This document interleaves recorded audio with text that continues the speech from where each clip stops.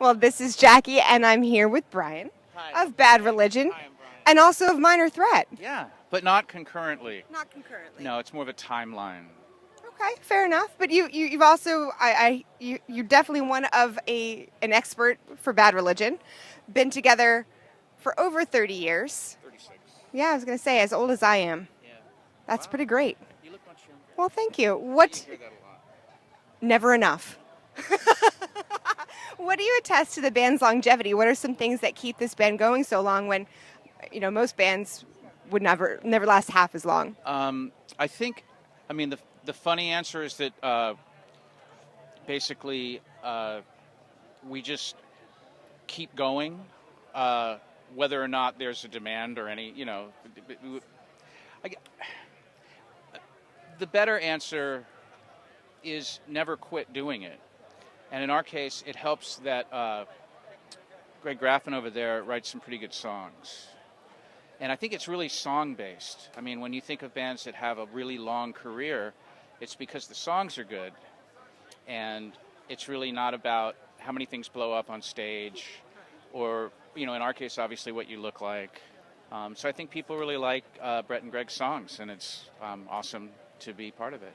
Speaking of those songs, how has the band evolved sonically from 1982's "How Could Hell Be Any Worse" to True North from a few years ago? It's interesting. It's I think you just, by sheer repetition, you hope that you refine what you're doing. And if you look at How Could Hell Be Any Worse, it's really very similar to True North, the way songs are constructed and topically and lyrically. But just the performance is enhanced because you kind of get better at your instruments. And in our case, of course, we've had about 55 drummers. So each time that we get a new drummer, it kind of re-energizes all the people who are still there to try to, really learn the songs. And I'm running it at 90% right now, and I've been in 23 years. So that's kind of our trajectory. We just try to refine it ever so slowly. You've got plenty of time too. You can keep going, keep refining. I know. It's fun to not be the oldest band out there. Yeah. But it's also good to have that staying power as well. How did you guys go about choosing the songs for 30 Years Live? That was over 2 nights at the Palladium in Los Angeles, where we played pretty different sets because we have so many songs.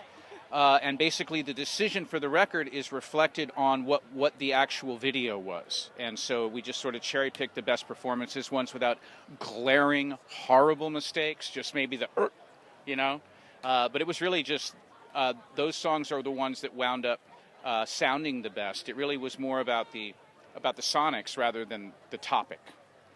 Speaking of topics, you're from DC, Yes. and in 2016, it's a scary, odd, bizarre year. Are there some things that are going on either politically or just in the DC area in general that are good fodder and need to be sort of dealt with musically?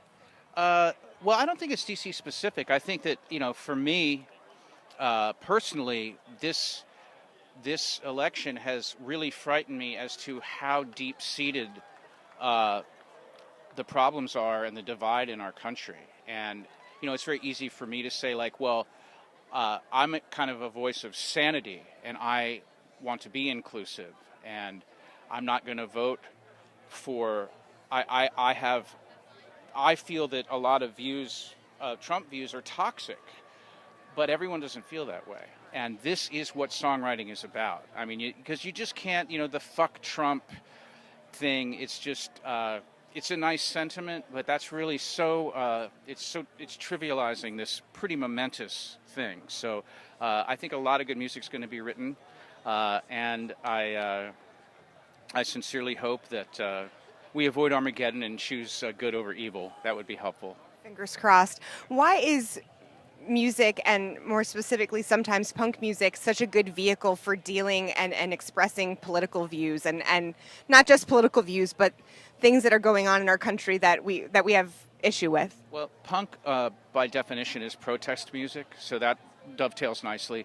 Also, punk doesn't have to be perfect, and a lot of people in punk rock are making music for the joy of doing it without any concern about whether it's where there's a market for it or it's not monetized. So within that, you have the freedom to express yourself in any way you want to, and that's a perfect place for punk to be. Absolutely. Another perfect place for punk to be is here at Riot Fest. Yes. So how do you go about choosing a set list when you have pretty much the biggest catalog in which to choose from? We've played Riot Fest many times, and we played Chicago, countless times. And so what we really do now is it's an equation based on the amount of set time we have, and then we look at what we've played here the last 2 times we were in the city or at Riot Fest.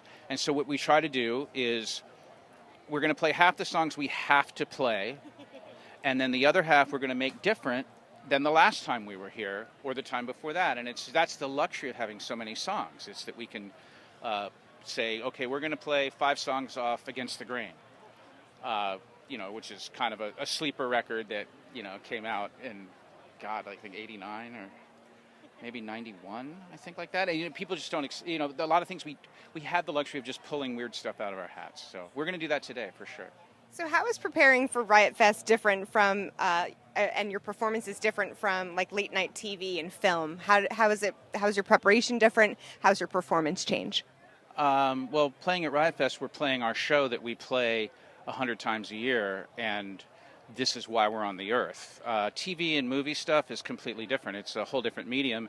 TV stuff is you're drinking coffee at 9 in the morning, and you get to play one song very quietly, and the balance of everything is completely changed. You're doing a different thing. It's really not very musical. It's visual. So what's up next for Bad Religion after Riot Fest? We are going to go on a tour of the United States with our good friends Against Me, and we have our friend Dave Hawes opening. It's called the Vox Populi Tour, and that's Latin for Voice of the People. And we're going to tour around the U.S. until Election Day, encouraging people to speak their mind and to vote for whoever they want or not want. But the process is very important, and I think a band like Bad Religion with our lyrical content, I think we kind of owe it to ourselves and to our legacy to be active in this particular political struggle. And so that's exactly what we're going to do. Important work. Definitely stay tuned for much more from Bad Religion. This is Jackie. Thanks to In the Key of Change and Chorus.fm.